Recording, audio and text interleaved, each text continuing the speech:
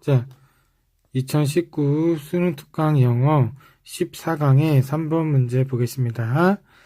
역시나 주어진 문장의 위치 찾기 문제인데요. 수업 시간에도 얼핏 언급했듯이 여러분들이 주어진 문장을 보시고 앞이나 그 뒤에 나올 내용을 연습하는 것이 예측하는 것을 연습하는 것이 매우 중요하다고 했습니다. 특히 그 와중에 지시사나 아니면 연결사 아니면 대명사가 우리한테 어떤 힌트를 주는지를 파악하시면서 읽어보시면 조금이나마 도움이 될 수 있겠습니다. 볼까요?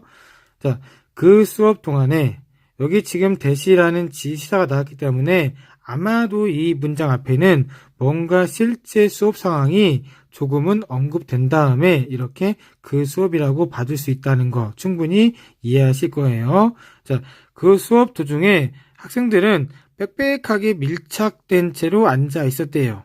자, 그리고 어떻게 그들에게 할당된 사각형의 공간 안에서 얼마 동안 그 수업 기간 동안 아마도 이거는 그러면은 이 앞에 수업이 뭔가 조금 언급된 다음에 그 수업 과정 동안에 학생들이 이렇게 앉아 있었고 그러면 뭐예요? 그 뒤에는 수업이 끝난 다음에 또 어떻게 결과가 나왔는지 그 정도로 조금은 예측할 수 있지 않나라고 저는 생각이 드는데요.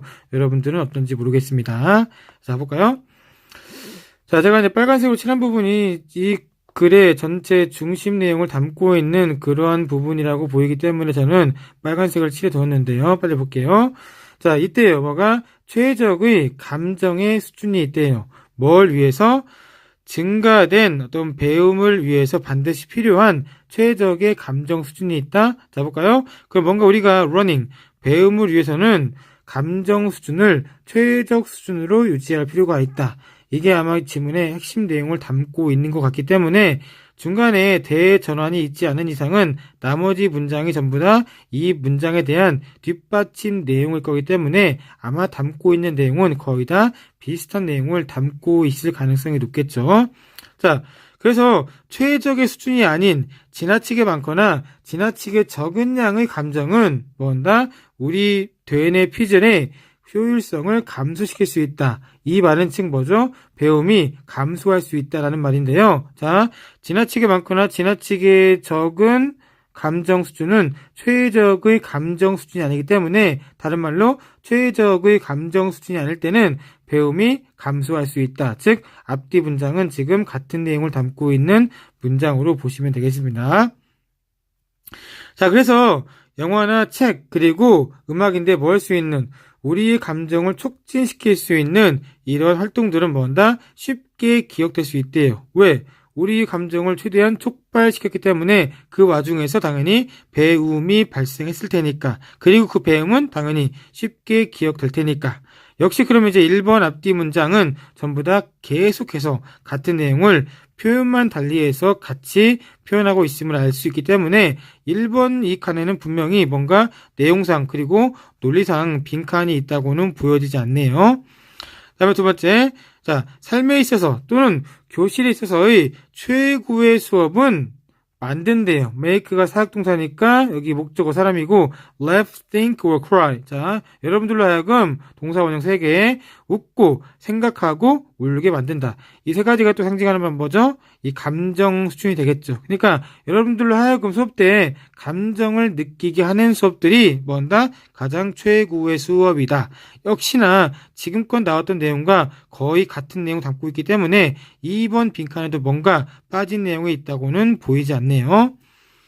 자, 그럼 우리가 지금부터는 조금 주의해야 될 것 같은데요. 지금부터 보니까 이 글쓴이의 고등학교 선생님이 하셨던 것들 중에 한 개의 수업을 예로 들고 있기 때문에 분명히 글쓴이의 경험담이기 때문에 우리가 예시가 시작되는 부분으로 본다면 조금은 더 중요하게 볼게요. 자, 내 고등학교 선생님들 중에 한 분이 뭐 했대요? 이 교실로부터 모든 가구, 즉 책걸상을 치우게 한 다음에 엔드 앞뒤로 removed하고 taped가 지금 병렬 구조로 연결되어 있죠. 그리고 뭐 했대요?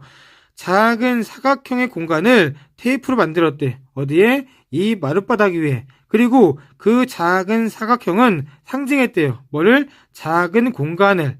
무슨 공간이에요? 명사 뒤에 주어 동사 있으니까 옛날에 노예들이 할당받았던 공간을, 그리고 어디에서? 배 위에서. 어떤 배예요? ing가 배를 후치하겠죠. 그 노예들을 아프리카에서 미국으로 옮겨 주었던 배 위에서 노예들이 할당되었던 그 공간을 나타낼 수 있는 사각형을 뭐했다? 마룻바닥 위에 테이프로 붙여두었다.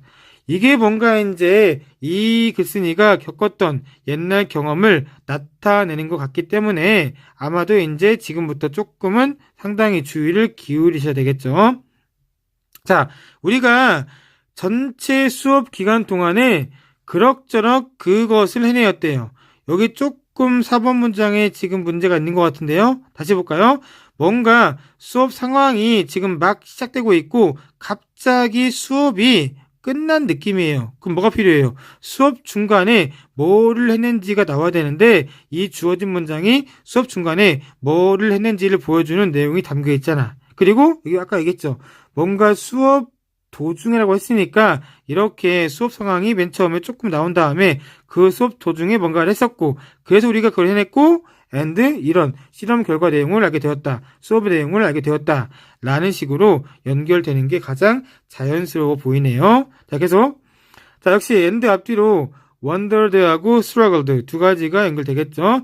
이렇게 작은 할당된 공간 안에서 타이트하게 빽빽하게 앉아있는 동안에 그것을 겨우겨우 해내었고 그리고 알게 되었대요. 뭐를? 어떻게 노예들이 있을 수 있었는지. 그렇게 비슷한 동작으로 얼마 동안? 몇 달 동안. 즉 본인이 실제 해본 경험상 그 노예들의 실제 경험을 또는 감정을 이해할 수 있게 되었다라는 정도로 의역을 해볼게요.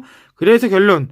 내 고등학교 선생님이 역사교사 선생님이 뭐 했대요? 나에게 최고의 감정적인 경험을 하게 해주었고 그래서 내가 뭐 하게 되었다?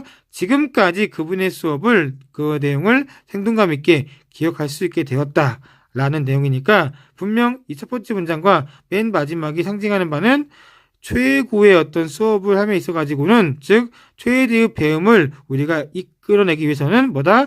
적절한 최적의 수준의 감정이 필요하다 라는 중심 내용을 담고 있음을 여기 맨 처음과 맨 마지막에서 확인하면서 지문 마치겠습니다. 감사합니다.